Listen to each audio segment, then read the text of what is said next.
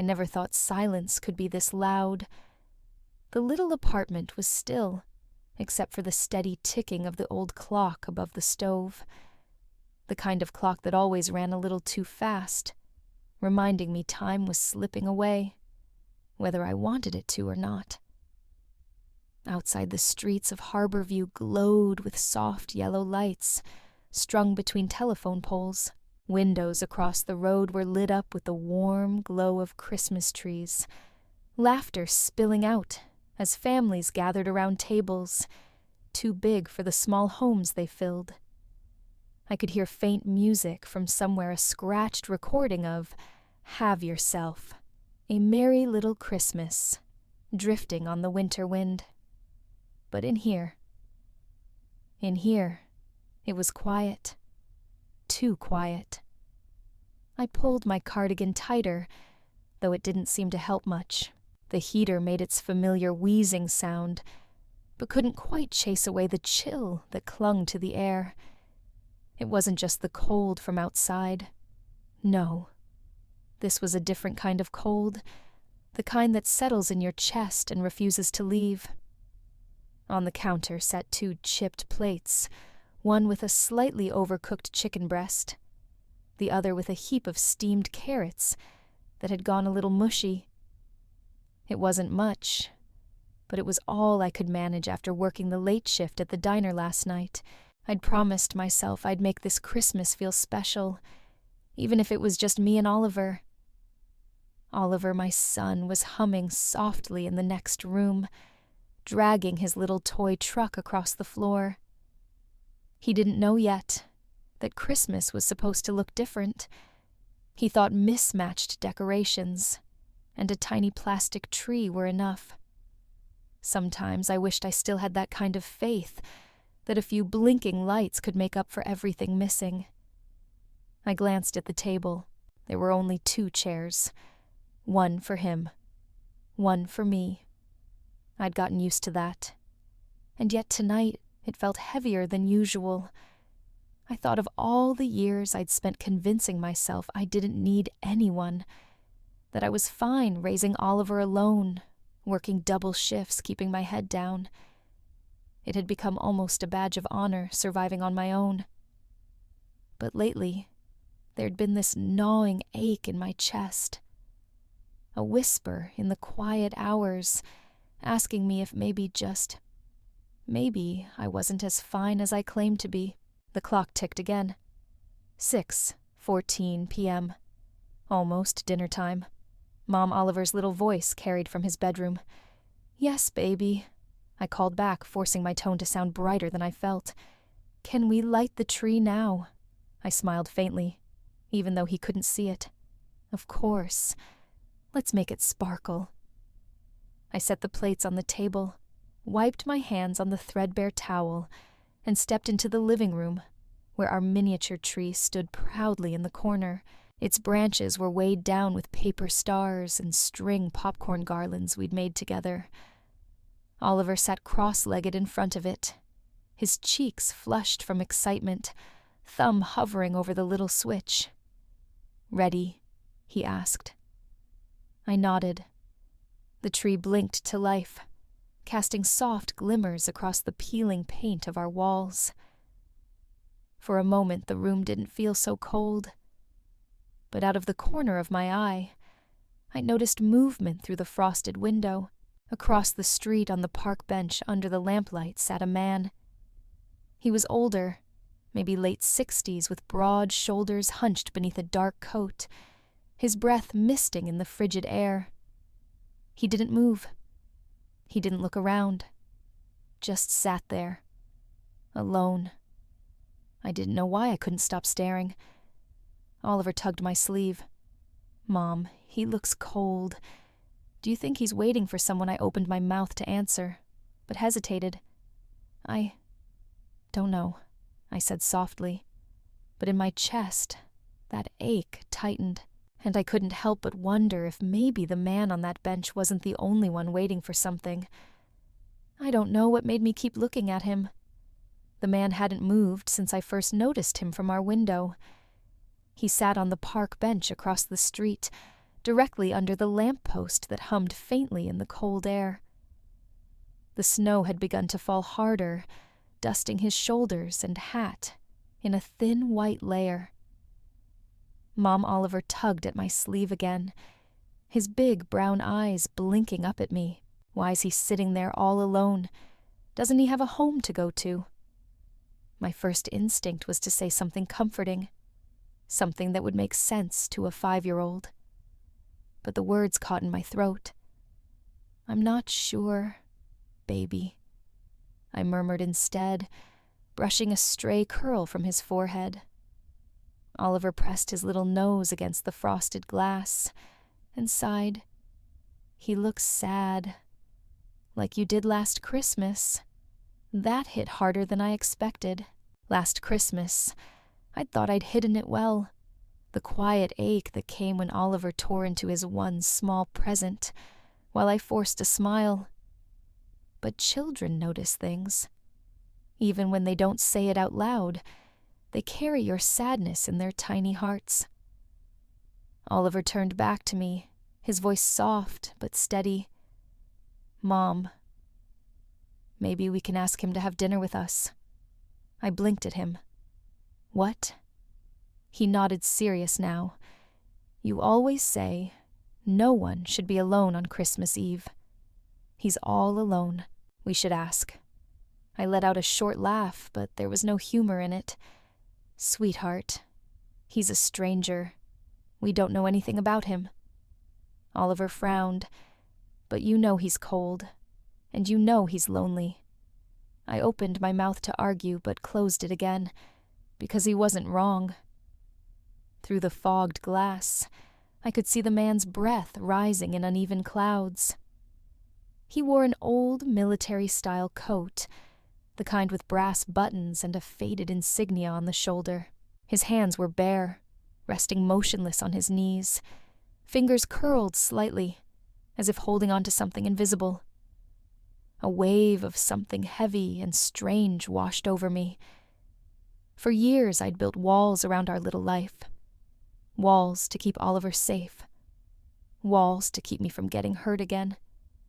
But here was this man sitting out there in the snow, and all I could think about was how familiar that stillness looked. Oliver's hand slipped into mine. "Please, Mom," he whispered. I stared at him, my little boy with his messy hair and stubborn heart, and felt the smallest crack form in those walls. I don't know," I said, my voice quieter than I intended. "It's not that simple." But Oliver was already pulling on his boots. "It is simple. We just ask."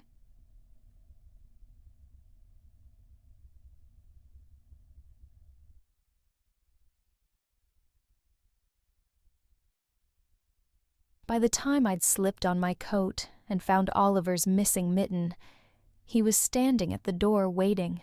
His breath came out in small, white puffs as I tugged the zipper of his coat up to his chin.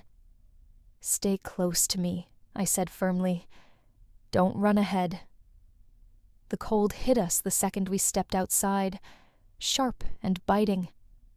I tugged Oliver's hand gently as we made our way across the quiet street, our boots crunching in the fresh snow. The closer we got, the more I noticed about the man on the bench. His face was weathered with deep lines etched into his skin, and his eyes, though they stared at nothing, seemed heavy, like he'd been carrying too much for too long. "Excuse me," I said softly, when we were a few steps away. No response. "Sir." I tried again, louder this time. His head lifted slightly, and his eyes found mine. For a moment, I forgot the cold. "Yes." His voice was low, rough around the edges, like it hadn't been used in a while. We were wondering if you'd like to join us for dinner." He blinked, clearly startled. "Dinner," he echoed like it was a foreign word. "Yes, it's just me and my son. Nothing fancy, but we'd be happy to have you." He glanced at Oliver, who was clutching my hand tightly, but offered the man a small, earnest smile. The man's expression softened almost imperceptibly. "You don't even know me," he said finally. "No," I admitted, "but no one should be alone tonight." For a long moment he didn't speak. His gaze flicked between me and Oliver, then down to his gloveless hands. "I'm not sure I remember how to be company," he said quietly. "You don't have to," I said. "Just come in from the cold." Oliver stepped forward, holding out his mittened hand. "Please," he asked, his voice small, but sure. The man stared at that tiny outstretched hand for what felt like an eternity. Then with a slow, deliberate movement, he reached out and took it. His hand was large, weathered, and shaking slightly. "All right," he said finally. "Just for a little while." And just like that, something shifted in the icy December air.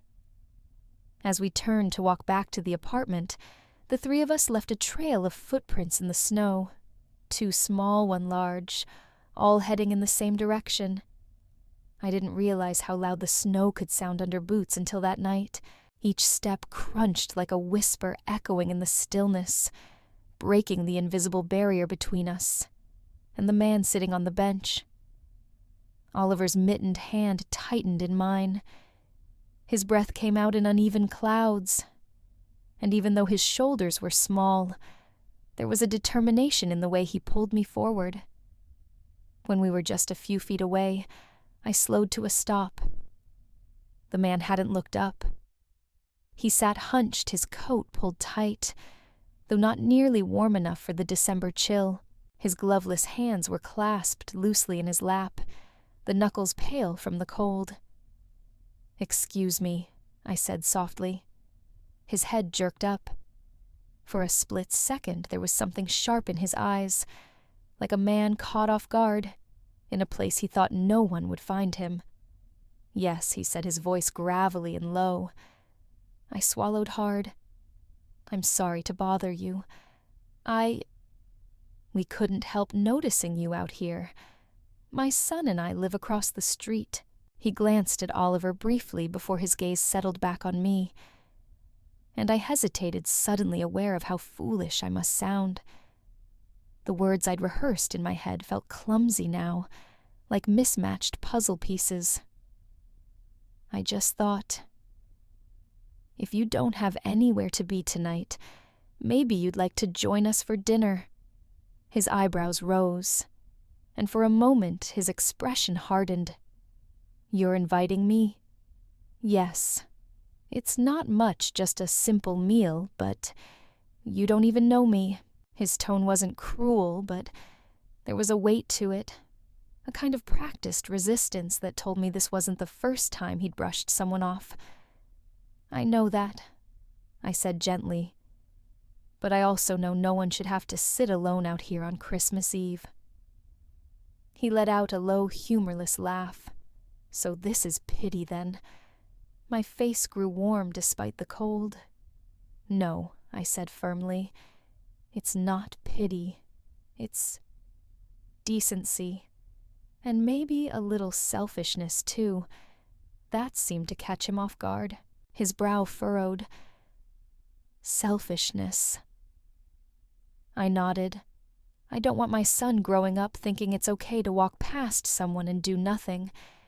And I don't want to keep feeling like this world has lost its softness. For a long moment, he didn't move. The snow swirled in the lamplight, settling on the brim of his hat and the shoulders of his coat. "Lady," he said finally, his voice quieter now, "you don't know what you're asking." "Maybe not," I admitted, "but I do know a warm meal won't hurt." Oliver stepped forward, then his tiny boots squeaking in the snow. "Sir," he said softly, "Mom makes really good mashed potatoes. You can have my cookie too if you want." The man's jaw tightened. His eyes flicked down to Oliver's mittened hand, then back up to me. "Why are you doing this?" he asked, his voice hoarse. Because no one should be invisible, I said simply. That answer seemed to hang in the air between us warmer than the breath clouds we exhaled. For a moment, I thought he might stand and walk away. But then almost imperceptibly, his shoulders slumped. "You're stubborn," he muttered. I smiled faintly. You have no idea. The man didn't speak for a long time. I stood there, the cold seeping through my boots, as Oliver's mittened hand stayed outstretched between us. It trembled slightly, not from fear, but from the December chill, and yet my son didn't pull it back. I could see the battle flicker across the stranger's face. There was a sharpness in his eyes at first, the kind of wary edge you learn to carry when you've been burned too many times. But then, a crack, just the faintest shift, as though a part of him wanted desperately to believe we meant what we said. "You don't have to stay long," I said softly. "Just come in. Get warm. That's all." His lips parted like he might argue, but no words came out. Instead, he looked at Oliver again. "What's your name, kid Oliver?" my son said proudly, his small voice cutting through the heavy air. "But you can call me Ollie if you want. That's what my friends do." The man's jaw tightened. "Friends, huh? Yeah." Oliver nodded earnestly. "And you don't have to be alone on Christmas Eve. That's a rule." Something in that simple declaration seemed to knock the wind out of him. He exhaled slowly, a cloud of white breath, curling upward before it vanished. And then slowly he reached out. His hand was large and rough, the skin cracked from the cold. He took Oliver's mittened fingers in his own, almost cautiously, like he wasn't sure he remembered how to hold something so small and soft. "All right," he said, finally his voice low hoarse, "just for a little while."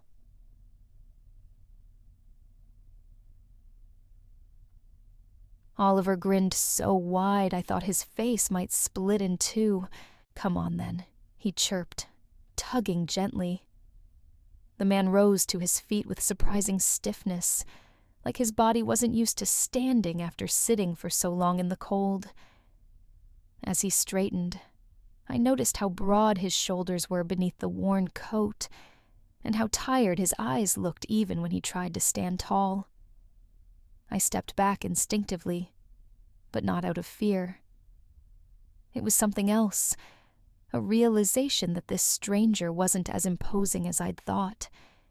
He seemed fragile somehow, a man made of stone that was slowly eroding at the edges. We turned toward the apartment, the three of us leaving fresh footprints in the snow. Oliver led the way, his tiny boots crunching with every step. I walked beside the man, unsure what to say. "You don't have to talk if you don't want to," I murmured. "I know this is probably strange." "You think," he replied, his tone flat, but not unkind. I smiled faintly. "Fair point." After a pause, he added, "It's been a long time since anyone invited me in." "Well," I said, adjusting my scarf against the wind, "maybe it's time someone did." When we reached the building, I fished out my keys with numb fingers. Oliver bounded up the steps, still clinging to the man's hand, like he was afraid to let go. "This is our place," he announced proudly. "It's not fancy, but Mom makes it smell really good." The man gave a small grunt that could have been agreement, though his expression didn't change much. I unlocked the door and pushed it open, the faint warmth of our little home wrapping around us like a worn blanket. "Watch your step," I said, as I held the door for him. He hesitated on the threshold, eyes darting around the modest apartment. "Are you sure about this?" he asked quietly. "Inviting a stranger in." "I'm sure," I said simply. "Besides, you're not a stranger anymore. You're our guest." For the first time, a flicker of something relief maybe crossed his face. As he stepped inside, I closed the door behind him, and in that moment, I couldn't shake the feeling that somehow this decision would change everything. The moment I closed the door behind him, the apartment felt smaller. It wasn't large to begin with, just a tiny 2-bedroom with creaky floors, and a kitchen that barely had enough counter space for a cutting board, but with him standing there tall and broad in his heavy coat, the walls seemed to inch closer. He paused just inside his boots, still wet from the snow. For a moment, neither of us spoke. Oliver broke the silence. "This is our home," he said brightly, holding onto the man's hand, as if he'd known him forever. "Do you like it?" The man's gaze flicked around the room. I wondered what he saw. The sagging couch I'd bought secondhand, the tiny fake Christmas tree with blinking multicolored lights in the corner, the crayon drawings taped to the fridge, some curling at the edges from steam and time. "It's warm," he said finally. His voice was low, almost hesitant, like the word felt foreign in his mouth. I rubbed my palms down the sides of my worn jeans, feeling the flush creep up my neck. "I'll, just get the table set. I busied myself in the kitchen, pulling out mismatched plates and silverware. It wasn't much. The chicken was slightly dry, the mashed potatoes a little lumpy, and the carrots had gone soft while I was outside. But I set everything out as carefully as I could, trying to make it look like a proper meal. Behind me, I could feel his eyes following every movement. I wondered what he was thinking. Maybe he saw the cracks in the linoleum floor, or the chipped mug I'd poured his water into, because it was the only clean one left. Maybe he was regretting coming in at all.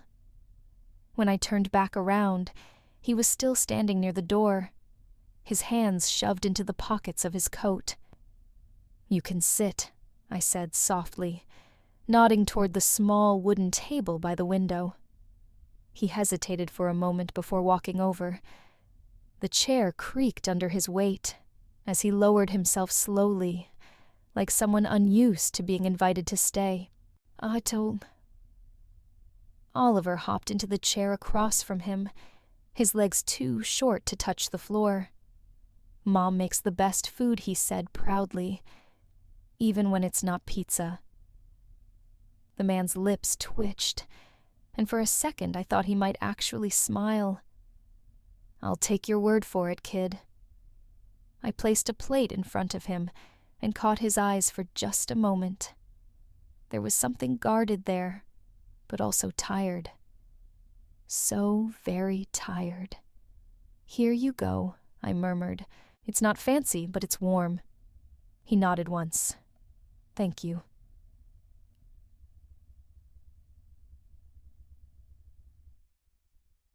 As we all sat, the room felt heavier somehow. The only sound was the faint hum of the refrigerator, and Oliver's soft humming as he fidgeted with his fork. The man's shoulders were tense, his posture too straight, like he wasn't sure how to relax in a stranger's home. And I didn't know how to make it easier. "Would you like some more water?"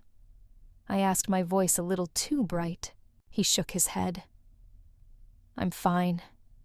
His tone wasn't unfriendly, but it carried a finality that stopped me from asking again. For the first time in a long time, I wished our little apartment looked different. I wished the curtains weren't frayed or that the chairs didn't wobble. or that I could offer him a meal that didn't come out of a bargain grocery store. But this was all I had, and for some reason, that felt like both too much and not enough all at once. For a while, we ate in near silence. The soft clink of forks against plates and the occasional squeak of Oliver's chair were the only sounds in the room. The man he still hadn't told us his name ate slowly, as if unsure whether he deserved to be here. His posture was stiff, his eyes fixed on the chicken, as though it were an obstacle to overcome. I wanted to say something, anything, to make it less awkward, but the words stuck in my throat. It was Oliver who saved us all.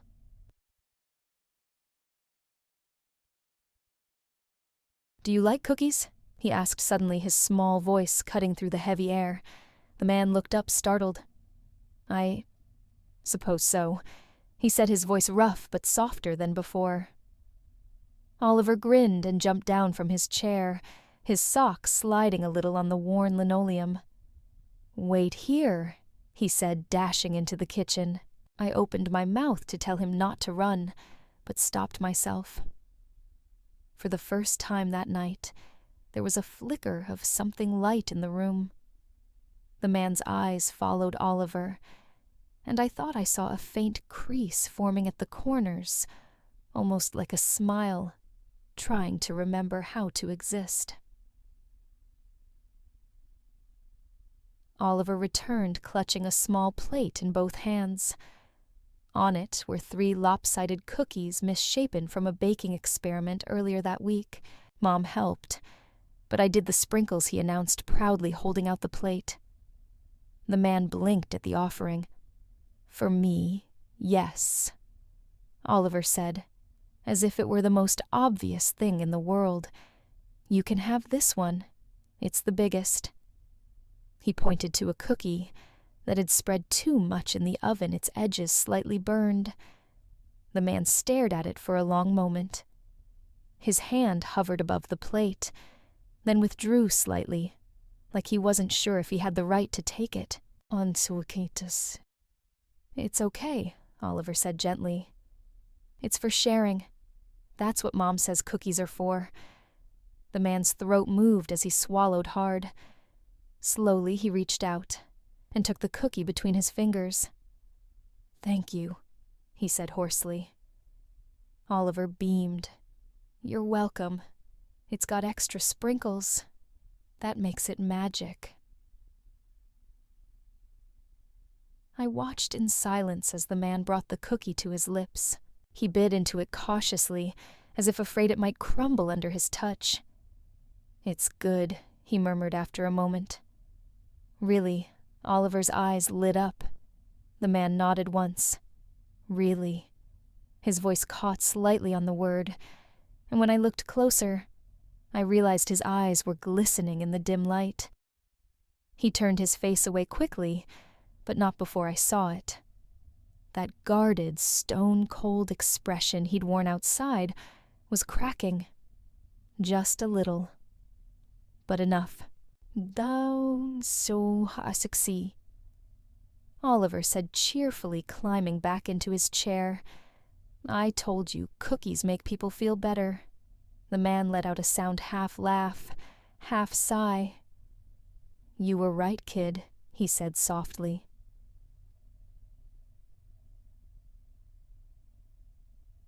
The room felt different after that. The silence wasn't heavy anymore. It was calm, gentle. And for the first time since we'd met him, the man looked less like someone waiting for the world to end, and more like someone remembering what it felt like to be human. By the time the dishes were cleared, and the last crumbs of cookie swept from the table, Oliver was fighting to keep his eyes open. "Mom," he mumbled sleepily, his head resting against my arm. "Can he stay until the tree turns off?" I glanced at the man sitting across from us. He hadn't touched his water in a while, and his hands were folded neatly in his lap. "That's up to him," I said softly. The man looked at Oliver, his jaw tightening slightly before he spoke. I can stay a little longer, he said. Oliver smiled faintly, his eyelids heavy. Good. 'Cause it's nicer with 3 chairs full. My chest tightened. A few minutes later, I carried him to his room, tucking him beneath his dinosaur print blanket. He was out cold before I even kissed his forehead.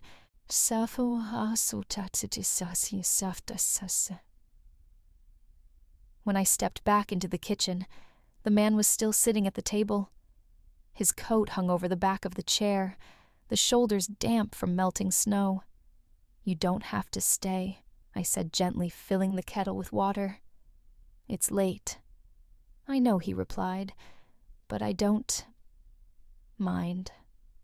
There was a pause. Tea, I offered. He nodded once.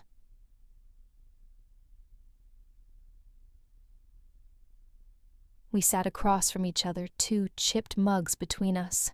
For a while, neither of us spoke. The only sound was the faint hum of the heater and the occasional whistle of wind against the window pane. It's been a long time since I sat like this, he said finally, his voice low. Like what? Like I belonged somewhere. I studied his face in the dim light. The hard lines etched there, the shadow in his eyes, that even warmth couldn't quite erase. Do you, I asked, belong here? I mean.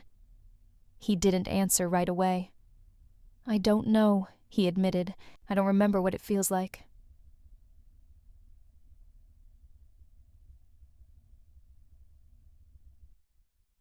I wrapped my hands tighter around the mug, the heat seeping into my cold fingers.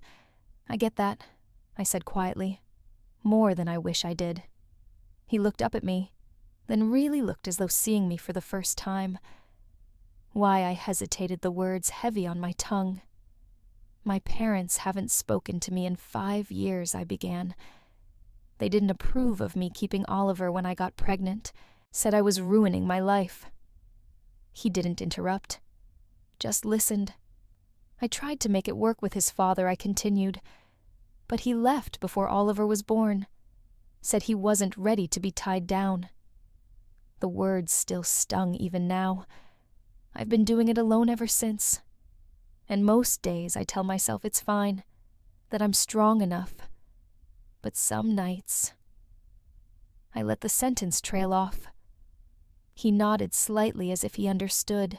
So my wife died 9 years ago, he said, after a long silence. I blinked. I'm sorry. She was the one who made Christmas feel real. After she was gone, I didn't see the point anymore. He rubbed a hand over his face, as though trying to wipe away the memories. My son and I. We stopped talking a few years back. One argument too many. Now it's been so long I wouldn't even know where to start. His voice cracked at the edges, but he didn't let the emotion spill over. For a moment, we just sat there, 2 people who had been left behind in different ways, sharing the same quiet. I guess we're both a little broken, I said softly. He let out a dry laugh. Maybe that's why your kid thought I'd fit in.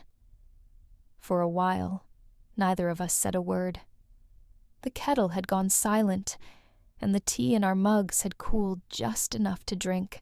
I wrapped my hands around the chipped ceramic and stared at the tiny crack running down its side, wondering if I should say something more, or if silence was the better gift tonight.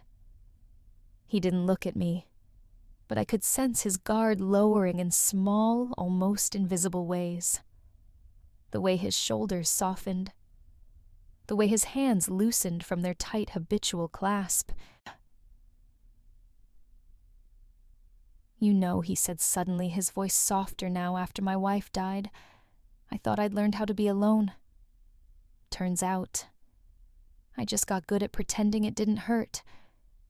I let out a quiet breath.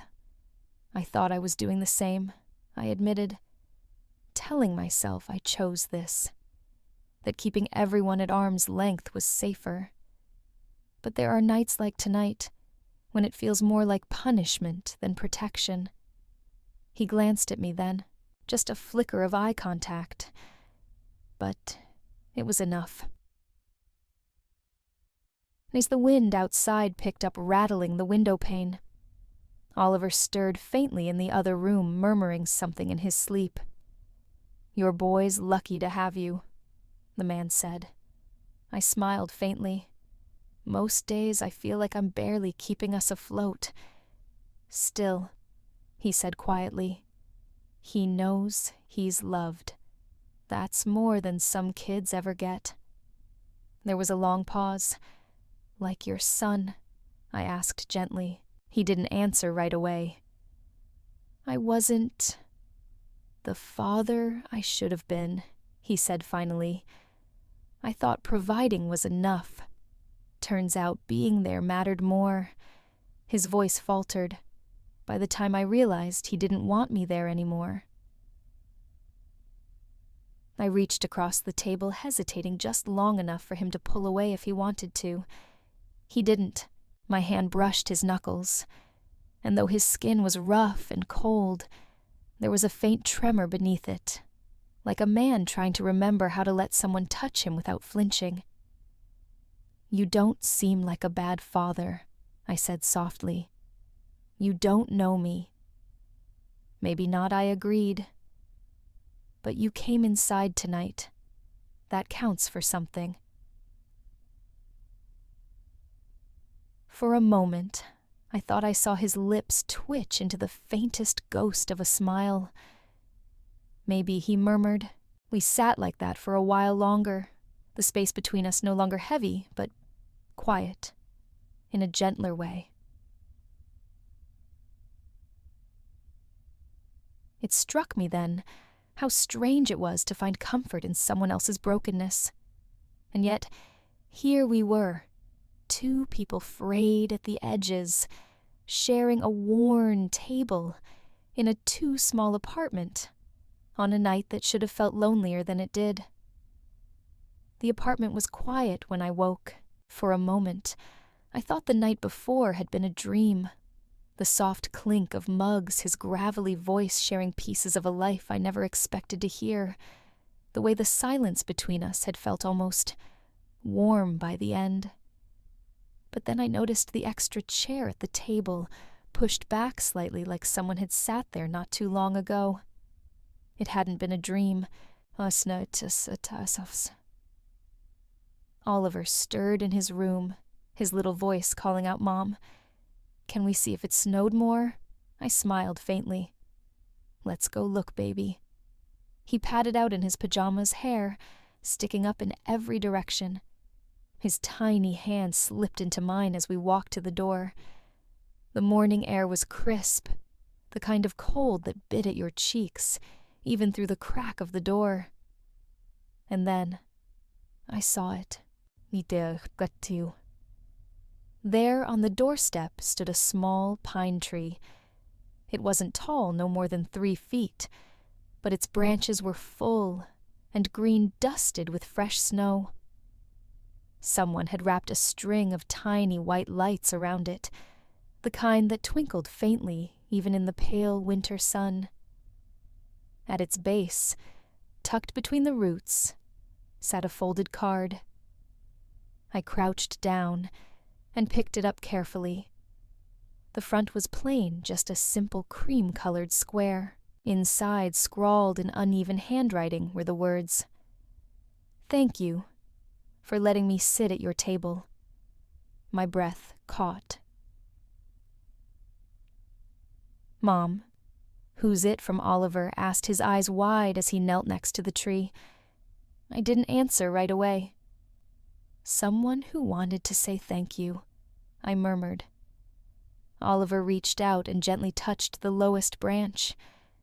"Do you think it was him?" I hesitated, then nodded.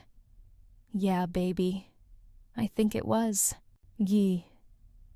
There was something about that little tree, standing proud on our doorstep, that felt heavier than any grand gesture ever could. It wasn't just a tree. It was a sign. A sign that the man who'd sat across from us last night, the man who had looked like he'd forgotten how to let anyone in, was trying to say he hadn't forgotten us. Trying to say he wanted to come back. Chattis. Oliver clapped his hands, grinning from ear to ear. Can we keep it? Please. I laughed softly, blinking back the sting in my eyes. Of course we can. It's ours now. We carried the little tree inside together. As I set it down by the window, I caught my reflection in the glass. Hair-tousled sweater sleeves too long, and yet there was a softness in my face I hadn't seen in a long time. It felt strange, and good. At first, I thought the tree was the end of it, a quiet gesture of gratitude from a man passing through our lives, nothing more. But 3 days later, there was a soft knock on the door just before sunset. When I opened it, Frank stood there holding a small paper bag from the corner bakery. I didn't want to show up empty-handed, he said gruffly, eyes fixed on some invisible point over my shoulder. For a moment, I didn't know what to say. Come in, I replied finally.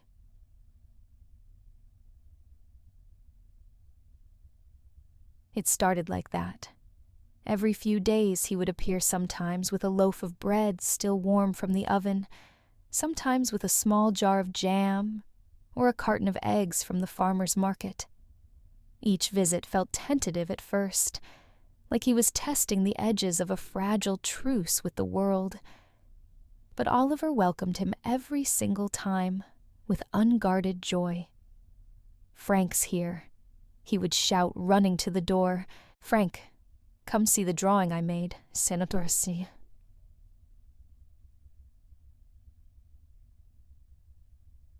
At first, I kept waiting for the visits to stop.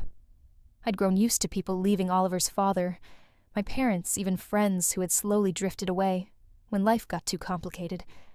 But Frank kept showing up, and little by little his presence began to feel less like a surprise and more like a rhythm.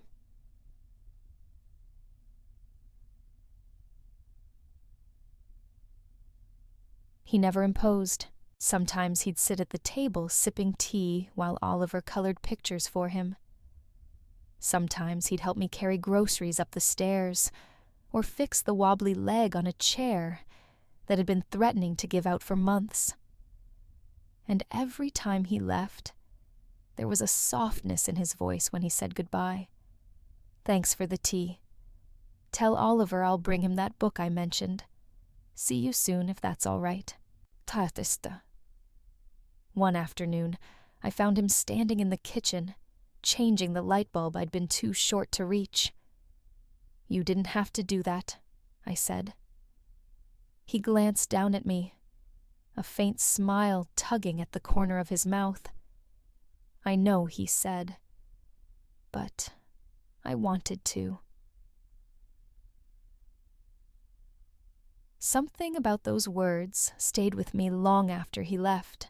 I couldn't remember the last time someone had done something simply because they wanted to, not out of obligation, not out of pity, just because.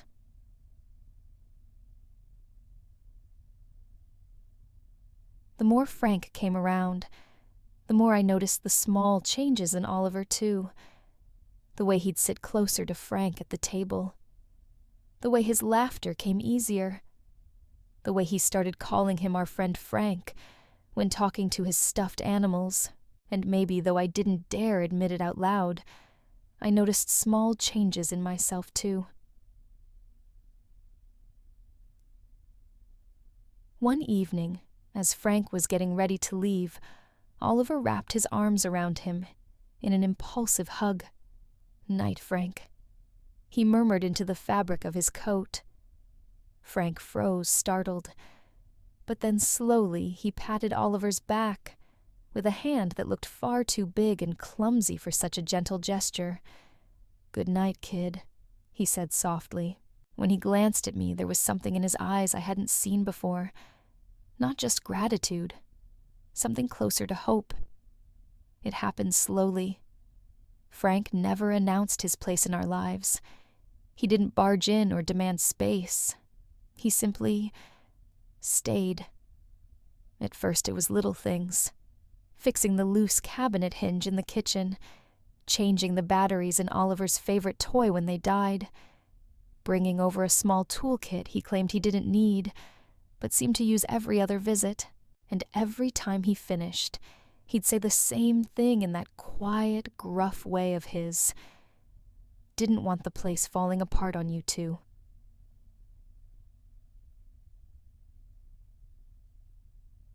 One Saturday afternoon, I found him on his knees in the living room, assembling a second-hand bookshelf I'd bought for Oliver. "Frank, you really don't have to." I know, he interrupted, gently screwing the final bolt in place. "But I want to." There it was again, that phrase. I want to. I didn't know how to respond, so I just stood there, hands wrapped around a mug of tea, and watched as Oliver handed him plastic toy tools to help. Frank accepted each one with solemn nods, as though Oliver's tiny plastic hammer was as important as his own screwdriver.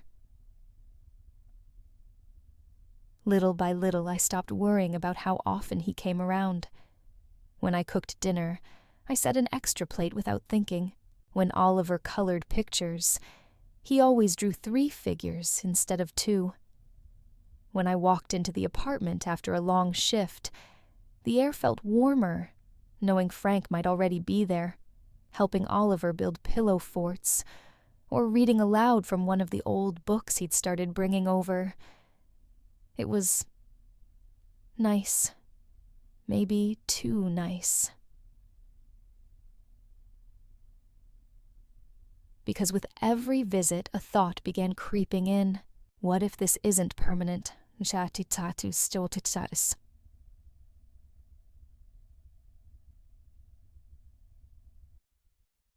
I'd been here before, letting someone in only to watch them leave. And this time, it wasn't just my heart on the line. I watched Oliver follow Frank around like a shadow, laughing in a way he hadn't in months. He was too young to understand that people didn't always stay. But I wasn't. I knew better.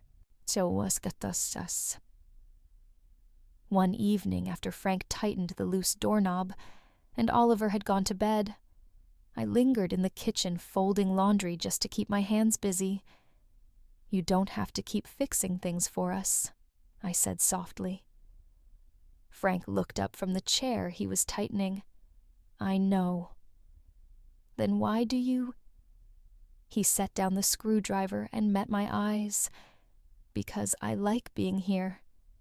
His words were simple, steady, but they made something fragile in my chest ache. And that was the problem.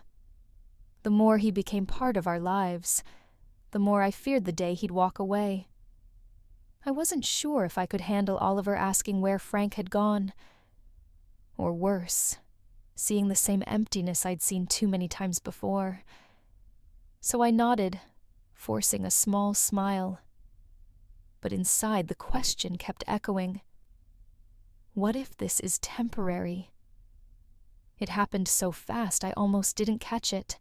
Oliver was crouched on the living room floor, his crayons scattered around him, like tiny, colorful explosions.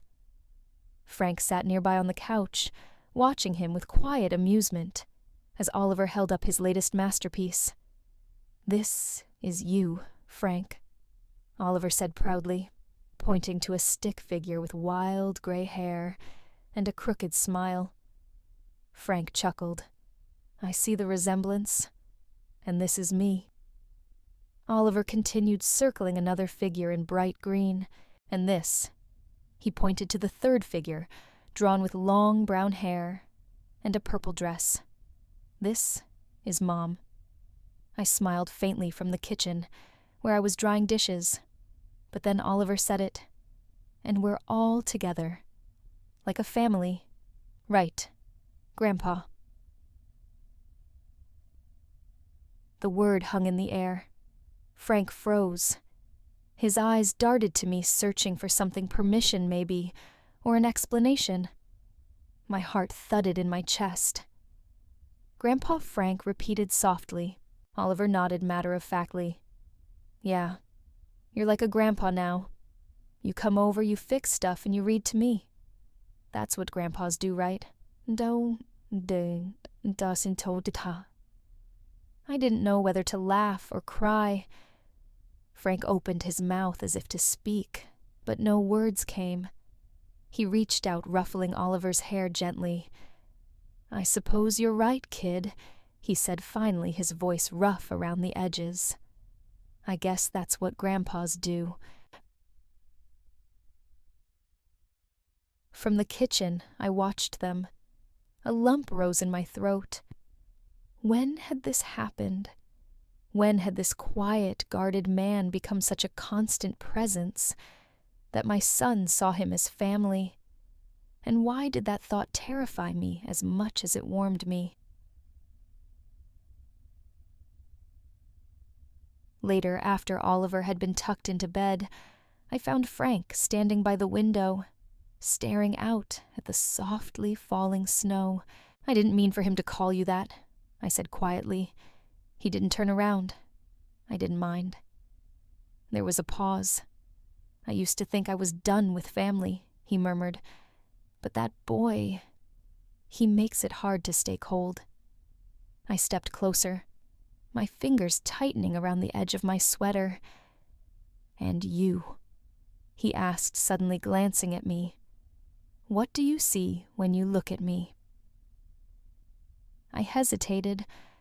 Part of me wanted to say nothing, to keep the walls up, to avoid admitting how much his presence meant not just to Oliver, but to me.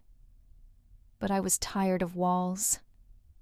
I see someone who showed up when we didn't expect it, I said softly. And I see someone I don't want to lose. Frank's eyes softened. You won't, he said simply. For the first time in years, I almost believed it.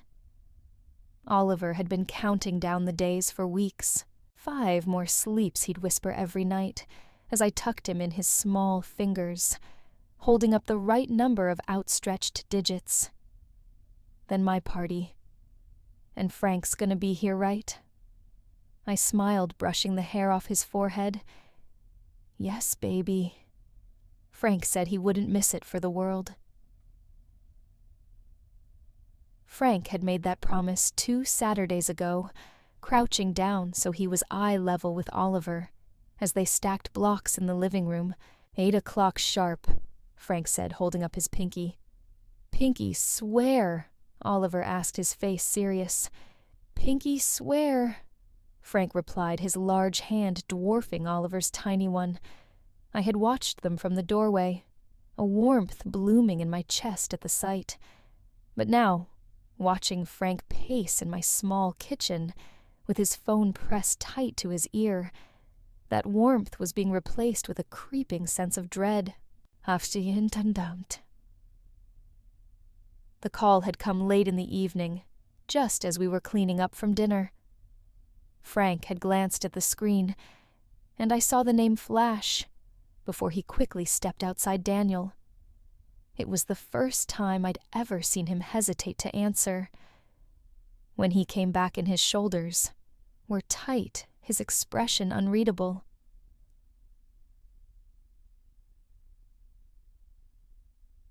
What is it? I asked gently.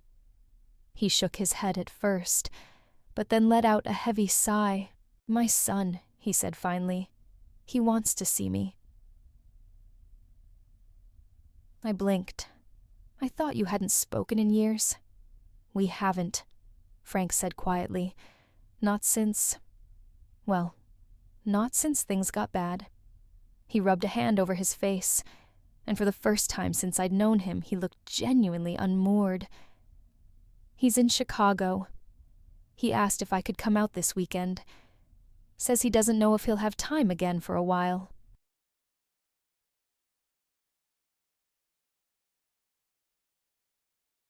I felt a strange twist in my stomach. That's Oliver's birthday, I said before I could stop myself. I know, Frank replied quickly, and I promised him I'd be here.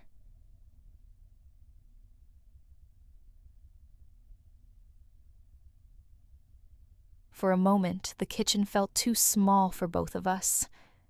On one hand, I wanted to tell Frank to go, to fix what was broken with his son while he still had the chance. But on the other hand, I thought of Oliver's face when he opened the door on his birthday morning expecting Frank to be there. I thought of the pinky swear, and I thought of how many people had already let that little boy down. Frank sank into a chair, staring at his hands. I don't know what the right thing is, he murmured. If I go, I might finally get a chance to fix things with Daniel. But if I don't... He didn't finish the sentence. He didn't have to.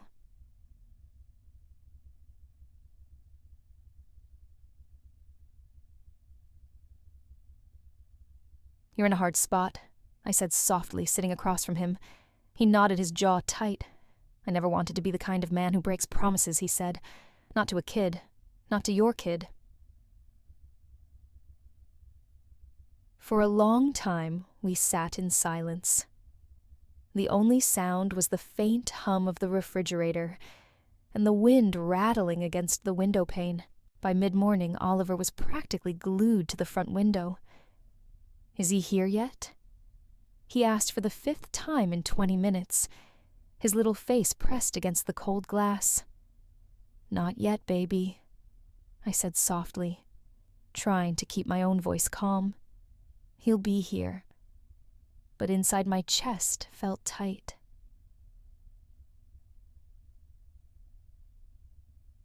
I had told myself over and over not to get too comfortable with Frank's presence in our lives, and yet somehow he'd settled in anyway, like a thread quietly stitching himself into the fabric of our little family. Now, as I watched Oliver pacing in his party hat, clutching the crayon drawing he'd made for Frank, I felt the familiar ache of uncertainty. What if this was the day everything unraveled? By noon, the apartment was filled with laughter and frosting-stained fingers. Oliver's daycare friends had arrived with their parents, and the tiny space hummed with energy. But every time there was a knock at the door, Oliver's head would whip around, his eyes wide with hope. And every time, it was someone else.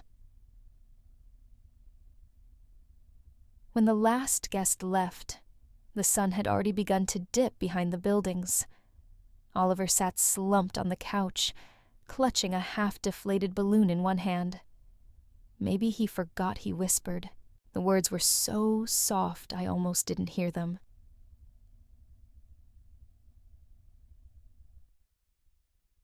I knelt down beside him, brushing the hair from his flushed cheeks. I don't think he forgot, baby, I said gently. Sometimes grown-ups get caught up in things, but it doesn't mean they don't care. Oliver nodded, but I could see the disappointment clouding his little face, and my heart broke a little more.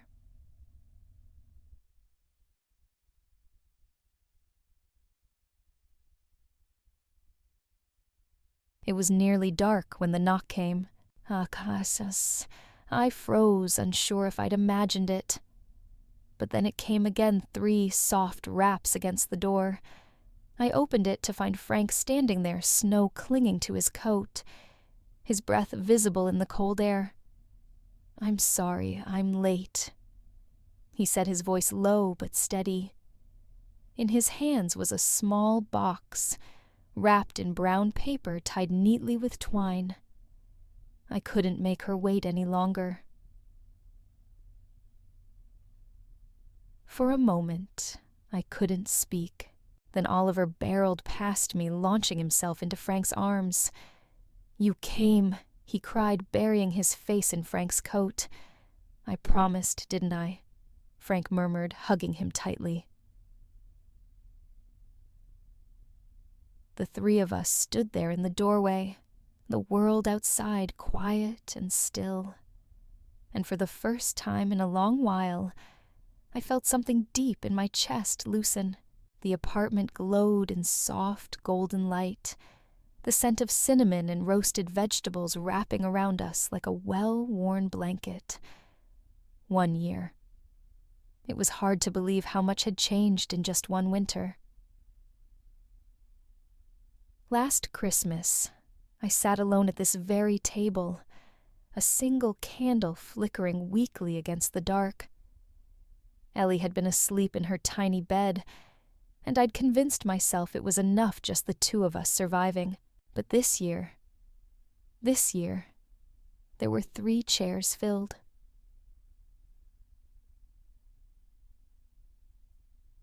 Frank sat across from me, his gray hair catching the warm glow of the lights strung haphazardly around our little tree.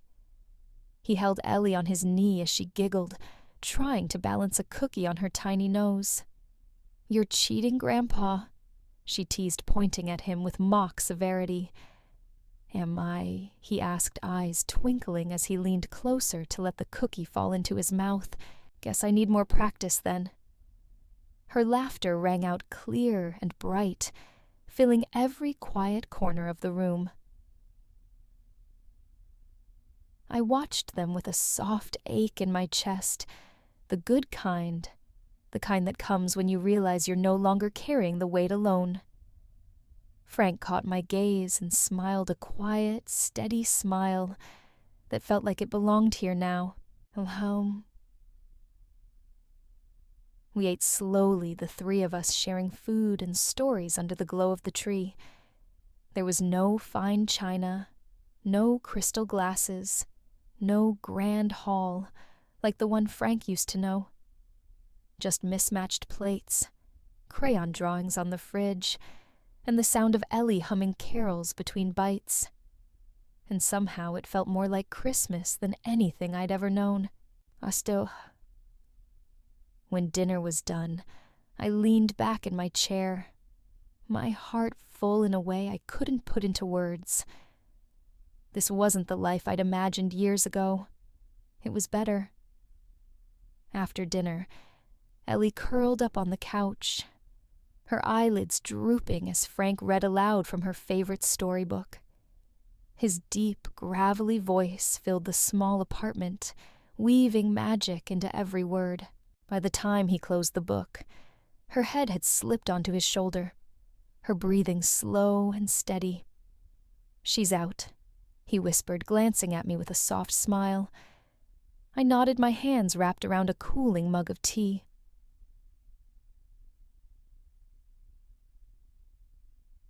For a moment, we just sat there in the glow of the Christmas lights. The little tree blinked lazily in the corner, casting faint shadows across the walls. "This place feels different now," I said quietly. Frank raised an eyebrow.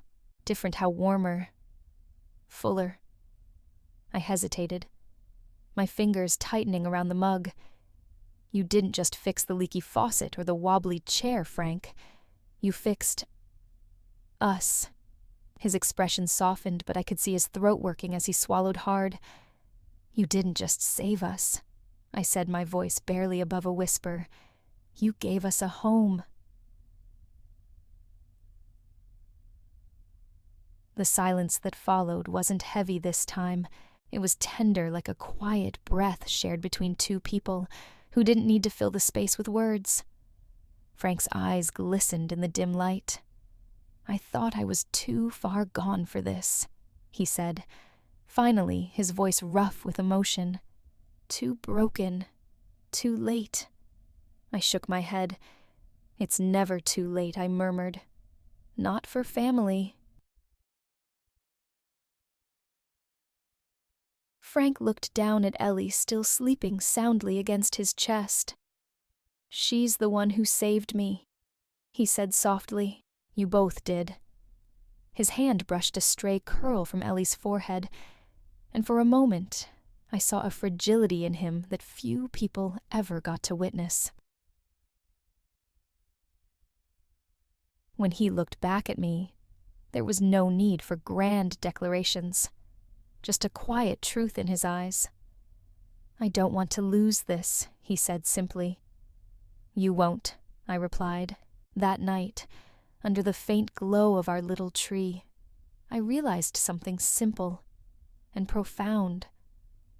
Sometimes family isn't the one you're born into. It's the one you choose. And Frank had chosen us.